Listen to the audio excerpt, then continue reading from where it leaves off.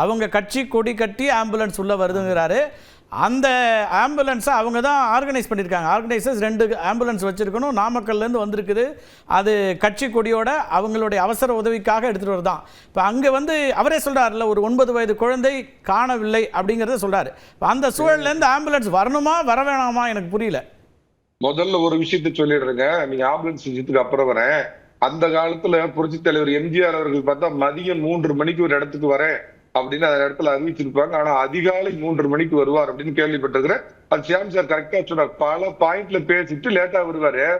இவர் வேணும்னே திட்டமிட்டே திரு விஜய் அவர்கள் என்ன பண்றாருன்னா, வேணும்னே லேட்டா வந்து ஒரு பெரும் கூட்டம் பாத்தீங்க இல்லைங்களா, என் பின்னாடி எவ்வளவு கூட்டம் இருக்குது பாத்தீங்க இல்லைங்கன்னு அவருடைய உயரத்துக்கு ஒரு மனிதமான அரசியல் பண்றாருங்க.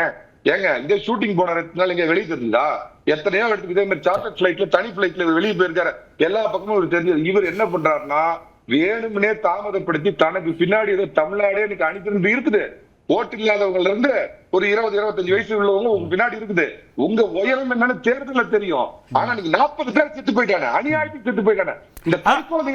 அப்ப இந்த இடத்துல நீங்க சிபிஐ கேட்கிறதோ காவல்துறை விமர்சிக்கிறதோ சரியா? நீங்களே சொல்றீங்க இதெல்லாம் தவறு விஜய் பக்கத்துல இருந்து அப்படின்னா, அந்த தவறால ஏற்படக்கூடிய விபத்து அப்படிதானே அதை பாக்குறாங்க. அதுல கான்ஸ்பிரசி தவறு இருக்குது. நீங்க சொல்ற அந்த கட்சி இன்னைக்கு என்ன கேக்குது? சிபிஐ பேர் கேக்குது. தான் சம்பந்தப்பட்ட ஒரு வழக்குக்கு தானே எப்படி நீதிபதியா இருக்க முடியும்?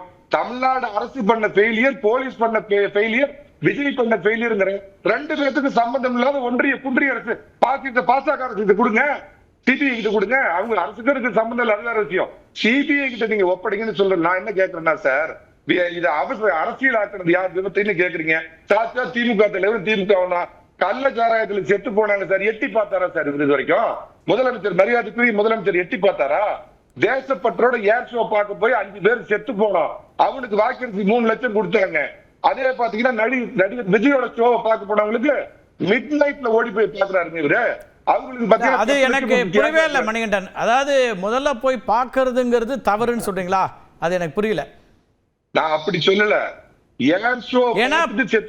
பக்கத்துல இருந்த எம்ஆர் விஜயபாஸ்கர் அக்கறையோட போய் பார்த்துக்கார்ல சார். நீங்க அதை சொல்ல முடியாது. நான் சொல்றத அப்படியே கண்டினியூவா பாருங்க. கள்ளச்சாராயத்துல செத்து போனாங்களே மணிப்பூர், சரி அதெல்லாம் நீங்க சொன்ன விமர்சனத்துல இருந்து எடுத்துக்கிட்டு இன்னைக்கு போயிருக்காங்கன்னு பாருங்க. உடனே போய் சார் ஆவுனா அங்க மணிப்பூருக்கு போனீங்களா பிரதமர் அவர்களே அப்படின்னு கேக்குறாரு. நீங்க இருக்கிற சென்னையில இருந்து கள்ளக்குறிச்சி எவ்வளவு நேரம் ஆச்சுங்க? அதுக்கு போனீங்களா?